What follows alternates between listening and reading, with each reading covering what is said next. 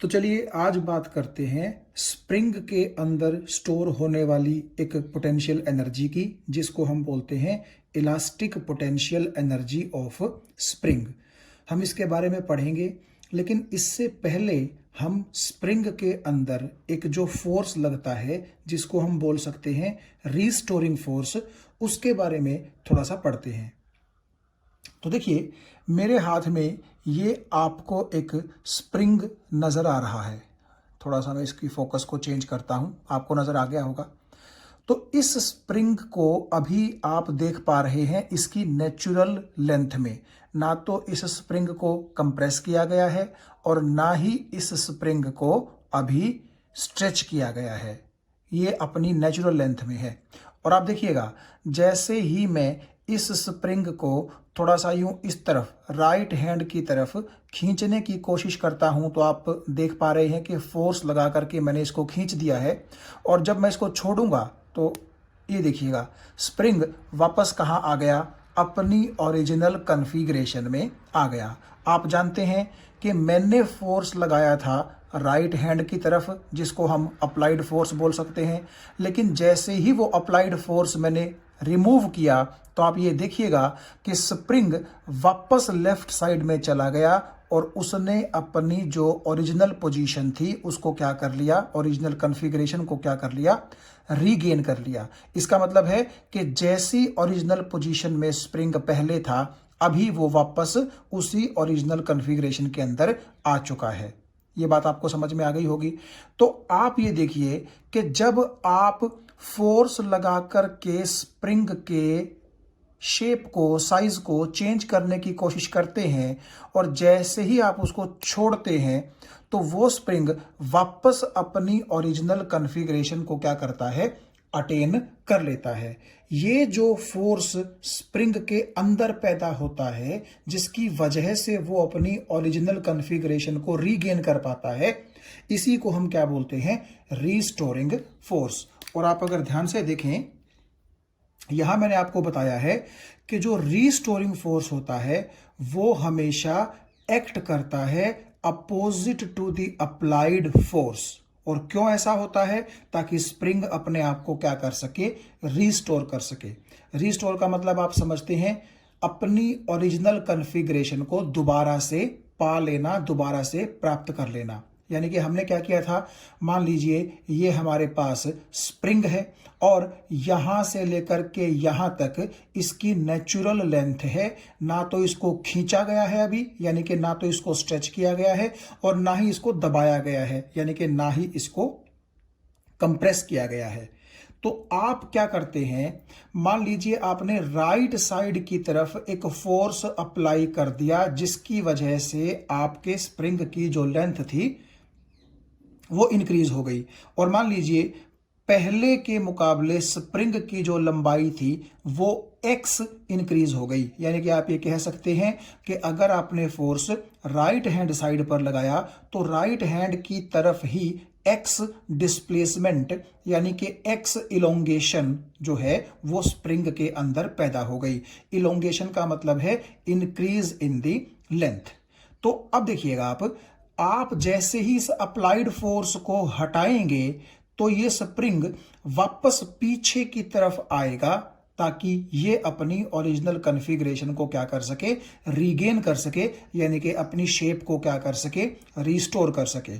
तो applied force के opposite direction में ये जो स्प्रिंग के अंदर फोर्स पैदा हो जाता है, इसी को बोला जाता है रीस्टोरिंग फोर्स, क्योंकि यही फोर्स स्प्रिंग को क्या करता है? रीस्टोर करने में हेल्प करता है। तो आप ये देख सकते हैं कि अप्लाइड फोर्स के अपोजिट डायरेक्शन में ये रीस्टोरिंग फोर्स लगा है। और आप एक चीज यहां और भी देख सकते हैं कि अगर आप इस स्प्रिंग को स्ट्रेच ना करके कंप्रेस करें, तो आपको लेफ्ट साइड में अप्लाइड फोर्स लगाना पड़ेगा। और फिर क्या होगा, जब आपका स्प्रिंग कंप्रेस हो जाएगा अप्लाइड फोर्स की वजह से, तो जैसे ही आप अप्लाइड फोर्स रिमूव करेंगे, तो स्प्रिंग के अंदर जो रिस्टोरिंग फोर्स है वो अब की बार कहां लगेगा?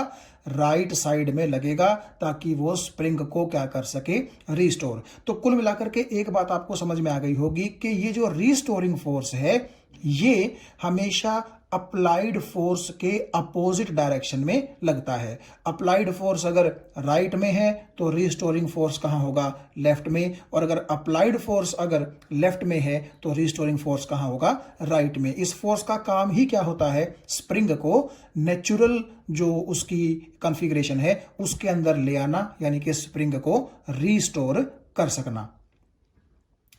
एक चीज और आप यहां देख सकते हैं कि जब भी हम इस चीज का जिक्र करते हैं कि रिस्टोरिंग फोर्स जो है वो स्प्रिंग को रिस्टोर करने की कोशिश करता है, ये बात हम जो है विद इन इलास्टिक लिमिट्स बोलते हैं। अब इसका क्या मतलब है? देखिए, हर स्प्रिंग के ऊपर एक लिमिट होती है कि वो कहां से वापस अपनी ओरिजिनल कॉन्फ़िगरेशन रिगेन कर सकता है। अगर आपने ज्यादा ही उस स्प्रिंग को स्ट्रेच कर दिया है तो आप जानते हैं कि उसकी लेंथ में एक परमानेंट चेंज आ जाता है, तो वो हम बोलते हैं कि इलास्टिक लिमिट से बाहर चला गया स्प्रिंग। इसके बारे में हम थोड़ा आने वाले जो हमारे चैप्टर्स है उसमें पढ़ेंगे, लेकिन फिलहाल के लिए अगर आप थोड़ा सा समझने की कोशिश करें इस चीज को, एक बार फिर से आप ये देखिएगा कि अगर मैं यहां पर फोर्स अप्लाई करता हूं, देखिएगा राइट साइड में मैंने फोर्स अप्लाई किया फिर छोड़ दिया, तो स्प्रिंग ने अपनी जो ओरिजिनल कॉन्फ़िगरेशन है वो रीगेन कर ली। तो मैं ये मान के चलूंगा कि जो मैंने राइट साइड में अप्लाइड फोर्स अप्लाई किया था वो कोई बहुत ज़्यादा नहीं था, विद इन इलास्टिक लिमिट्स था। क्यों? अगर हम ज़्यादा आप समझ के चलिए कि फोर्स अप्लाई कर देंगे तो कुछ ऐसा होगा। ये देखिएगा, मैंने कुछ ज़्यादा ही फोर्स अप्लाई कर दिया और इस वक्त आप देख सकते हैं स्प्रिंग के अंदर जो टेंडेंसी थी कि वापस वो पीछे की तरफ अपनी जो शेप है उसको रीगेन कर सकता था, अब उसने वो शेप रीगेन नहीं की है। क्यों? क्योंकि आपने अप्लाइड फोर्स की वैल्यू इतनी ज्यादा बढ़ा दी थी कि स्प्रिंग वापस अपनी जो कॉन्फ़िगरेशन है उसको रीगेन नहीं कर सका। यानी कि हमने एक लिमिट से ज्यादा फोर्स लगा दिया, हम इलास्टिक लिमिट से कहां चले गए? बाहर चले गए। तो ये जितना भी डिस्कशन हम आज के लेक्चर में करेंगे वो इसी बेस पर हम मान के चलेंगे कि हम जो फोर्स लगा रहे हैं वो विद इन इलास्टिक लिमिट है, यानी कि इतना फोर्स हम अप्लाई करेंगे कि रिस्टोरिंग फोर्स क्या कर सके? आपके स्प्रिंग को वापस उसकी जो ओरिजिनल कॉन्फ़िगरेशन है वो रीगेन करवा सके। तो मुझे उम्मीद है ये चीज आपको समझ में आ गई होगी कि जैसे ही स्प्रिंग को नेचुरल लेंथ से स्ट्रेच या कंप्रेस करने की कोशिश की जाती है तो उसकी जो शेप है, साइज है, वो बिगड़ जाता है और ओरिजिनल शेप साइज को रीगेन करवाने के लिए उसके अंदर एक फोर्स पैदा हो जाता है in the opposite direction to applied force, और उसी स्प्रिंग के अंदर पैदा हुए फोर्स को हम क्या बोलते हैं? रीस्टोरिंग फोर्स बोलते हैं। अब देखिएगा आप, यहां मैंने लिखा है कि जो अप्लाइड फोर्स है और जो डिस्प्लेसमेंट है वो एक दूसरे के क्या होती हैं? डायरेक्टली प्रोपोर्शनल होती हैं। और ये तो आप बात समझते भी हैं कि अगर आप कम फोर्स अप्लाई करेंगे तो जो आपका स्प्रिंग है उसके अंदर डिस्प्लेसमेंट कहिए, उसके अंदर इलोंगेशन कहिए, वो कम होगी, और अगर आप ज्यादा फोर्स अप्लाई करेंगे तो वो इलोंगेशन भी कैसी होगी?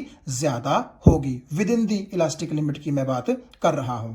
तो इसका मतलब है कि अप्लाइड फोर्स और डिस्प्लेसमेंट एक दूसरे के डायरेक्टली प्रोपोर्शनल हो गए। आप कह सकते हैं कि डिस्प्लेसमेंट ज्यादा है तो इसका यह मतलब है कि फोर्स ज्यादा लग रहा है, और अगर आपसे यह कहा जाए कि फोर्स ज्यादा लग रहा है तो इसका मतलब आप ये अंदाजा लगा सकते हैं कि डिस्प्लेसमेंट भी उस स्प्रिंग के अंदर कैसी होगी? ज्यादा होगी। अब फोर्स भी वेक्टर क्वांटिटी है और डिस्प्लेसमेंट भी वेक्टर क्वांटिटी है, इसलिए मैंने इनके ऊपर क्या लगा दिया? ये वेक्टर सिंबल लगा दिया और मैंने लिखा कि applied force is directly proportional to displacement. So more is the displacement, more will be the magnitude of the force, and less is the displacement, less will be the magnitude of the applied force. तो जब आप इस चीज को थोड़ा सा ऐसा लिखेंगे कि प्रोपोर्शनलिटी का साइन हट करके बराबर का निशान आ जाए तो आप जानते हैं एक कांस्टेंट ऑफ प्रोपोर्शनलिटी भी यहां पर आता है, और उस कांस्टेंट को बोलते हैं फोर्स कांस्टेंट या फिर स्प्रिंग कांस्टेंट। इसकी बात हम अभी करेंगे। आप ये देखिए, इस लाइन के अलावा एक बात मैंने और यहां पर लिखी है। यहां पर तो मैंने जिक्र किया है डिस्प्लेसमेंट और अप्लाइड फोर्स का, लेकिन यहां पर मैंने जिक्र किया है डिस्प्लेसमेंट और रिस्टोरिंग फोर्स का। बात एक ही जैसी है, क्योंकि होता यह है with in the elastic limit जितना आपका अप्लाइड फोर्स बढ़ता जाता है उतना ही पीछे की तरफ रिस्टोरिंग फोर्स भी क्या होता है? बढ़ता चला जाता है। तो यहां पर नेगेटिव साइन क्यों आया? क्योंकि आप देखिए, जब अप्लाइड फोर्स और डिस्प्लेसमेंट की आप बात करेंगे तो वो तो दोनों राइट साइड में हैं, इसीलिए यहां पर कोई नेगेटिव साइन अपीयर नहीं हो रहा था।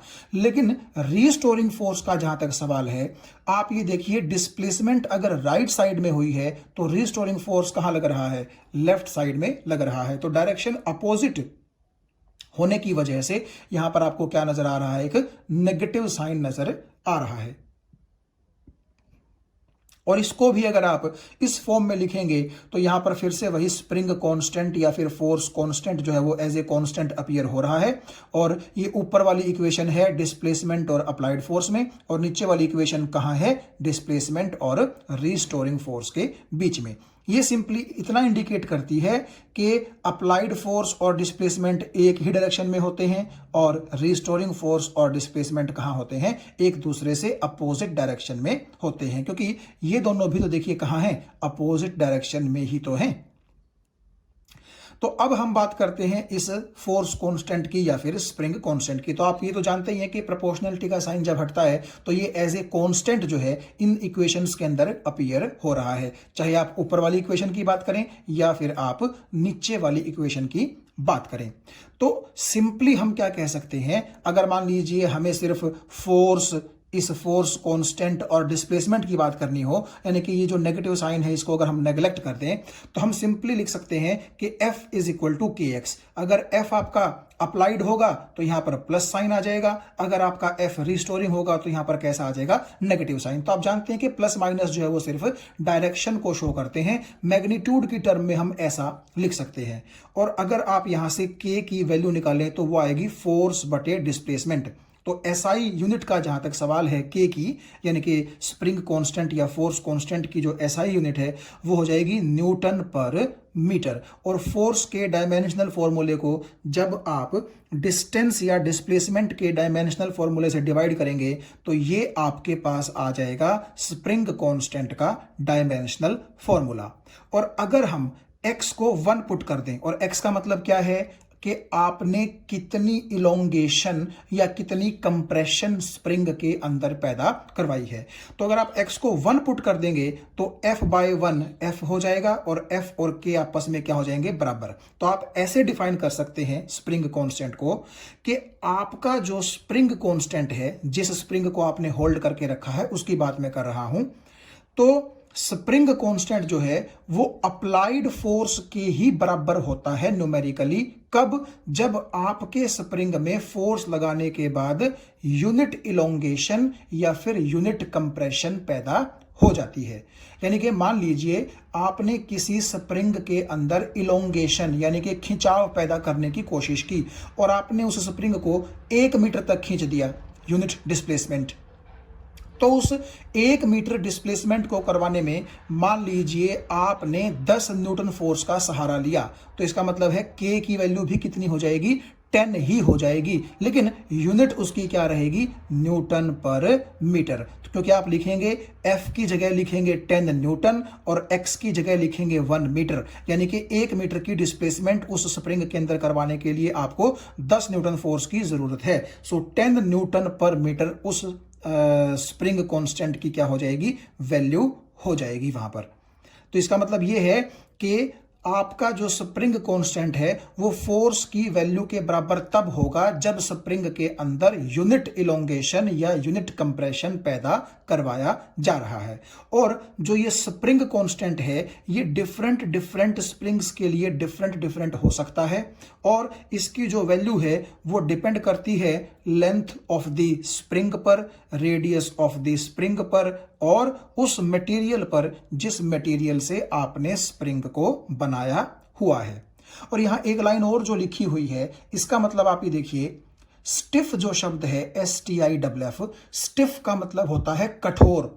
आप देखिए, मान लीजिए आप एक स्प्रिंग को खींचने की कोशिश कर रहे हैं, इलोंगेट करने की कोशिश कर रहे हैं, और वो स्प्रिंग काफी कठोर है, तो नेचुरली आपको क्या करना होगा, उसके अंदर इलोंगेशन पैदा करने के लिए बहुत ज्यादा फोर्स लगाना पड़ेगा। तो आप देखिए, फोर्स की वैल्यू जितनी ज्यादा होगी K की वैल्यू भी क्या होगी, उतनी ही ज्यादा होगी। तो आप ये कह सकते हैं कि K की वैल्यू स्प्रिंग के लिए जितनी ज्यादा होगी, स्प्रिंग उतना ही स्टिफ कहलाएगा। और K की वैल्यू अगर कम होगी तो इसका मतलब है कि आपको फोर्स भी कम लगाना पड़ेगा, और हम ये बोल सकते हैं कि हमारा स्प्रिंग जो है वो थोड़ा सा मुलायम है, कठोर नहीं है, यानी कि लेस स्टिफ है।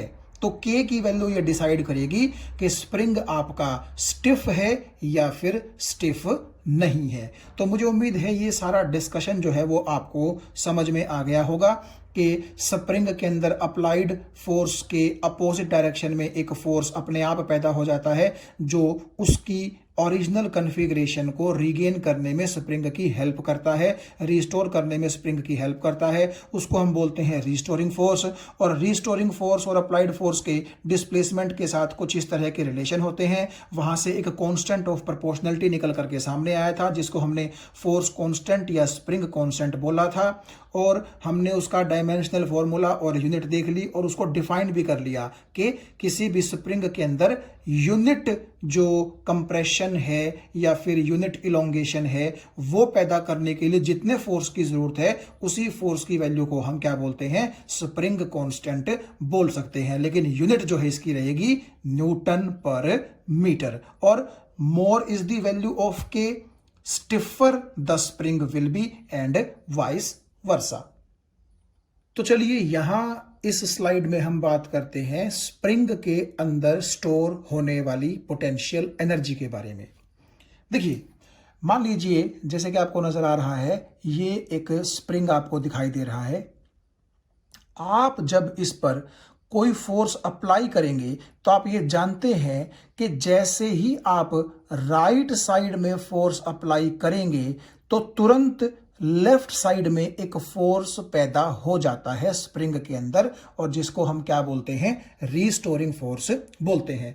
और वो रीस्टोरिंग फोर्स क्या करता है, आपके द्वारा स्प्रिंग को इलोंगेट या कंप्रेस करने के लिए लगाए गए फोर्स के अपोजिट डायरेक्शन में होता है। इसका मतलब वो आपका अपोज करता है, और अगर वो आपका अपोज करेगा तो क्या करना पड़ेगा, आपको स्प्रिंग को इलोंगेट करने के लिए या कंप्रेस करने के लिए वर्क करना पड़ेगा। देखिए, थोड़ा सा आप इसको दोबारा से अगर समझने की कोशिश करें, देखिएगा कि ये आपके पास स्प्रिंग है। तो मान लीजिए आपने इसको थोड़ा सा राइट साइड के अंदर खींचने की कोशिश की, तो होता क्या है, जैसे ही आप फोर्स अप्लाई करते हैं तुरंत उससे अपोजिट डायरेक्शन में रिस्टोरिंग फोर्स पैदा हो जाता है, और वो रिस्टोरिंग फोर्स इस स्प्रिंग को इलोंगेट होने से रोकता है।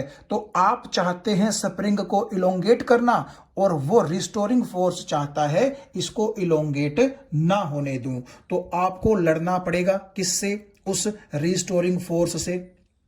तो नेचुरली लड़ने में आपकी एनर्जी खर्च होगी, और आपकी अगर एनर्जी खर्च होगी इसका मतलब आप वर्क कर रहे हैं, और वही वर्क उस स्प्रिंग के अंदर जाकर के स्टोर हो जाता है। और नेचुरली आप अगर स्प्रिंग को कम कंप्रेस करेंगे या कम इलोंगेट करेंगे तो आपको वर्क भी कम करना पड़ेगा, और अगर आप ज्यादा कंप्रेशन या ज्यादा इलोंगेशन उस स्प्रिंग के अंदर लेकर के आना चाह रहे हैं तो आपको वर्क भी क्या करना पड़ेगा, ज्यादा करना पड़ेगा। तो कुल मिलाकर के आपको कितना वर्क करना पड़ेगा स्प्रिंग को कंप्रेस करने में या स्ट्रेच करने में, ये डिपेंड करता है कि आप उसको कितना इलोंगेट या कितना कंप्रेस करवाना चाह रहे हैं। इसीलिए आपके द्वारा किया गया वर्क जो है वो स्प्रिंग के अंदर उसकी पोटेंशियल एनर्जी के रूप में स्टोर हो जाएगा। यहां पर पोटेंशियल क्यों आया, क्योंकि सच में ये वाली एनर्जी भी किस पर डिपेंड करती है, स्प्रिंग की पोजीशन पर डिपेंड करती है। यानी कि आप अगर स्प्रिंग की पोजीशन को ज्यादा इलोंगेट करना चाहते हैं तो ज्यादा वर्क करना पड़ेगा,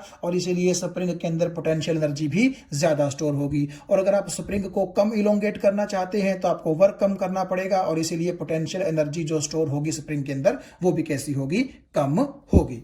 तो सपोज कीजिए, थोड़ा इमेजिन कीजिए कि स्प्रिंग को आप जो है वो एक टोटल इलोंगेशन x देना चाहते हैं। मान लीजिए मतलब कि आपने स्प्रिंग को 1 मीटर तक इंक्रीज करनी है, उसकी लेंथ के 2 मीटर तक इंक्रीज करनी है, मतलब एक एग्जांपल लेकर के मैं चल रहा हूं, ठीक है। तो टोटल जो मान लीजिए आपने उसके अंदर इलोंगेशन लेके आना है, मान लीजिए वो लेके आना है 0 से लेकर के x तक। तो जीरो का तो मतलब आप समझ गए कि कोई इलोंगेशन आपने नहीं जो है वो पैदा किया है, यानी कि स्प्रिंग कहाँ है, अभी नेचुरल लेंथ में है। और जब आप उसको राइट साइड में फोर्स लगा करके खींचेंगे खींचेंगे खींचेंगे तो नेचुरली कुछ ना कुछ इलोंगेशन तो उसके अंदर पैदा होगी। तो वो इलोंगेशन मान लीजिए कितनी हो गई, एक्स। मैं एक जनरल वैल्यू मान करके चलता हूं, तो हम ये बोल सकते हैं, या तो आप कह लीजिए कि हमने टोटल एक्स इलोंगेशन उसके अंदर पैदा कर दी, या आप ये भी बोल सकते हैं कि जीरो से लेकर के एक्स हमने उसकी लेंथ को क्या कर दिया, इंक्रीज कर दिया। ठीक है, ये बात आपको समझ में आ गई होगी। तो ये जो टोटल एक्स डिस्प्लेसमेंट है, एक्स इलोंगेशन है, मान लीजिए ये आपने dx dx dx dx dx dx इस तरह वेरी स्मॉल स्मॉल स्टेप्स में पूरी की है।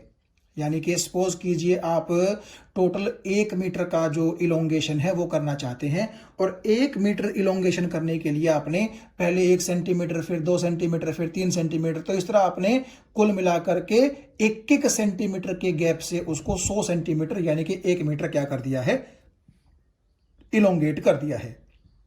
तो मैंने इसीलिए यहां पर लिखा है कि जो टोटल जीरो से लेकर के एक्स तक का इलोंगेशन है या डिस्प्लेसमेंट है वो अचीव किया गया है वेरी वेरी स्मॉल डिस्प्लेसमेंट्स में, यानी कि dx फिर dx फिर dx इस तरह से।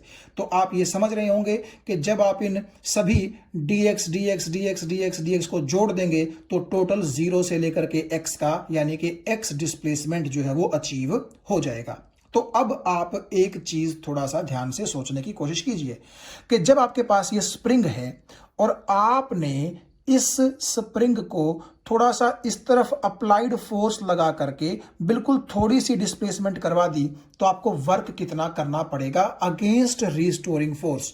तो क्योंकि डिस्प्लेसमेंट आपकी छोटी रही है, जैसा कि मैं यहां मान के चल रहा हूं, तो मान लीजिए वर्क भी आपको कैसा करना पड़ा, थोड़ा करना पड़ा। तो वर्क का जो फॉर्मूला होता है work is equal to force dot displacement, तो उसके अकॉर्डिंग मैंने लिखा dw is equal to force dot displacement. और क्योंकि डिस्प्लेसमेंट बहुत ही छोटी है तो मैंने इसको लिखा dx, और क्योंकि छोटे डिस्प्लेसमेंट में वर्क भी छोटा करना पड़ेगा, कम करना पड़ेगा, तो मैंने लिख दिया w की जगह dw। सो कुल मिलाकर के dw is equal to f dot dx, और इसका formula f dx cos theta हो गया। और f की जगह मैंने रख दिया f अप्लाइड, क्योंकि आप जो फोर्स अप्लाई कर रहे हैं उसी अप्लाइड फोर्स के हिसाब से आपको रिस्टोरिंग फोर्स के अगेंस्ट क्या करना पड़ेगा, वर्क करना पड़ेगा। तो F की जगह F अप्लाइड आ गया। और क्योंकि आप ये देखिए कि डिस्प्लेसमेंट भी आपकी राइट साइड में है, क्योंकि आपका अप्लाइड फोर्स भी राइट साइड में है, तो एंगल हो गया दोनों के बीच में 0, तो कोस 0 की वैल्यू 1 होती है। और अप्लाइड फोर्स जैसा कि हमने पीछे पढ़ा था उसको मैंने रख दिया kx, और यहां पर k क्या है, जो स्प्रिंग आप इलोंगेट करना चाहते हैं उस स्प्रिंग का ये स्प्रिंग कांस्टेंट है। तो कुल मिलाकर के dw आ गया kx इंटू dx के बराबर। और ये आप समझ गए होंगे कि ये वो dw है जो स्प्रिंग को थोड़ा सा इलोंगेट करने में यानी कि dx इलोंगेट करने में आपको करना पड़ेगा।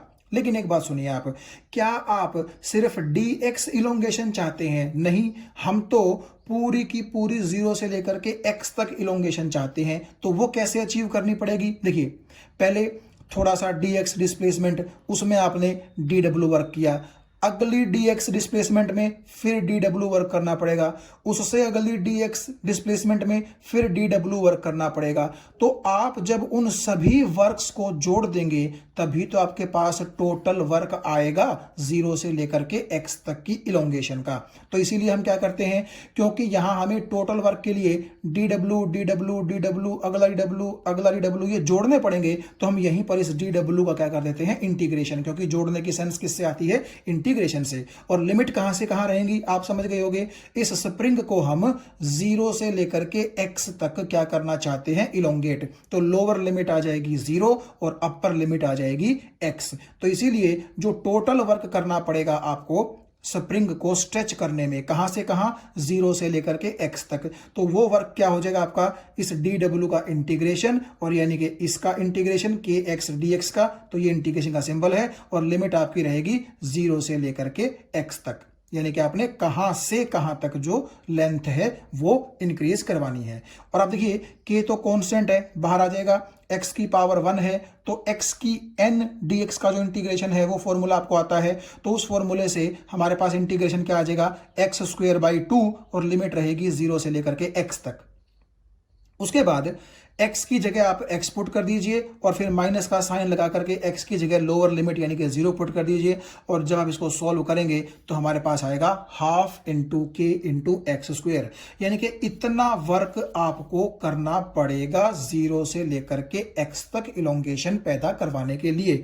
और क्योंकि जितना आप वर्क करेंगे वो वर्क ही स्प्रिंग के अंदर उसकी पोटेंशियल एनर्जी के रूप में स्टोर होगा, इसका मतलब यही वर्क डन आपके स्प्रिंग की किसके बराबर होगा, पोटेंशियल एनर्जी के बराबर होगा। इसलिए जो पोटेंशियल एनर्जी है स्प्रिंग की उसका फॉर्मूला आ गया हाफ इंटू के इंटू एक्स स्क्वायर। और एक चीज आप यहां से देख सकते हैं, मान लीजिए स्प्रिंग अपनी नेचुरल लेंथ में है, यानी कि मैंने उसके अंदर कोई इलोंगेशन पैदा नहीं करवाई, तो x तो तब कितना हो जाएगा 0, और 0 का स्क्वायर होता है 0 और 0 मल्टीप्लाई बाय समथिंग होता है 0, इसका मतलब उसकी पोटेंशियल एनर्जी भी क्या होगी 0। और ऐसा क्यों हुआ, क्योंकि अगर स्प्रिंग है ही ओरिजिनल लेंथ में, उसके ऊपर इलोंगेशन या कंप्रेशन में कोई वर्क किया ही नहीं गया है, तो जब वर्क ही उस पर नहीं होगा तो उसके पास पोटेंशियल एनर्जी आएगी कहां से, इसीलिए उसकी पोटेंशियल एनर्जी कितनी हो गई थी 0 हो जाएगी जब आपका x कितना होगा 0 होगा। और नेचुरली x आप जितना बढ़ाते रहेंगे, फिर से बोल दूं विद इन इलास्टिक लिमिट, तो x जितना ज्यादा होगा नेचुरली वर्क डन आपको ज्यादा करना पड़ेगा, और इसीलिए स्प्रिंग के अंदर स्टोर होने वाली पोटेंशियल एनर्जी भी क्या होगी, उतनी ही ज्यादा होगी। तो इन लास्ट हम ये कंक्लूड कर सकते हैं कि किसी भी स्प्रिंग को जब आप इलोंगेट करना चाहते हैं तो अप्लाइड फोर्स के अपोजिट डायरेक्शन में जो रिस्टोरिंग फोर्स पैदा हो जाता है, उस रिस्टोरिंग फोर्स के अगेंस्ट आपको वर्क करना पड़ता है, और वही वर्क इस स्प्रिंग के अंदर जाकर के स्टोर हो जाता है, जिसको कहा जाता है potential energy stored inside the spring, और उसका फॉर्मूला होता है half into spring constant into square of x, जहां पर एक्स डिनोट करता है या तो कंप्रेशन या फिर इलोंगेशन। ये जो खिलौना आप मेरे हाथ में देख रहे हैं, इस खिलौने के अंदर भी एक स्प्रिंग है। ये देखिए, ये गाड़ी यहां आराम से खड़ी हो गई है। अभी मैं इसको क्या करूंगा, थोड़ा सा पीछे की तरफ लेकर के चलूंगा, आप ये देखिएगा, और जैसे ही मैं इसको छोड़ूंगा ये गाड़ी ये देखिए आगे की तरफ चली गई। तो होता ये है कि इस गाड़ी के अंदर है एक स्प्रिंग, और जब मैं इस गाड़ी को पीछे लेकर के जाता हूं तो बेसिकली उस स्प्रिंग के अंदर आती है स्ट्रेचिंग, और जिसकी वजह से क्या होता है, मुझे उसको पीछे ले जाने में जब स्प्रिंग स्ट्रेच होता है तो मेरे द्वारा काम किया जाता है, यानी कि मेरे शरीर की एनर्जी खर्च होती है और उस स्प्रिंग के अंदर पोटेंशियल एनर्जी के रूप में जाकर के स्टोर हो जाती है। और जब मैं इस गाड़ी को छोड़ता हूं कुछ इस तरीके से, तो आप ये देख सकते हैं कि वो स्प्रिंग के अंदर स्टोर हुई जो पोटेंशियल एनर्जी है, जिसको हम elastic potential energy of the spring बोल रहे हैं, वो गाड़ी की काइनेटिक एनर्जी के रूप में कन्वर्ट हो जाती है। तो यहां इस खिलौने में भी हम क्या कर रहे हैं, गाड़ी के चलने में स्प्रिंग के स्ट्रेच होने की वजह से जो उसके अंदर पोटेंशियल एनर्जी आई थी, वही गाड़ी की काइनेटिक एनर्जी के रूप में कन्वर्ट हो गई है।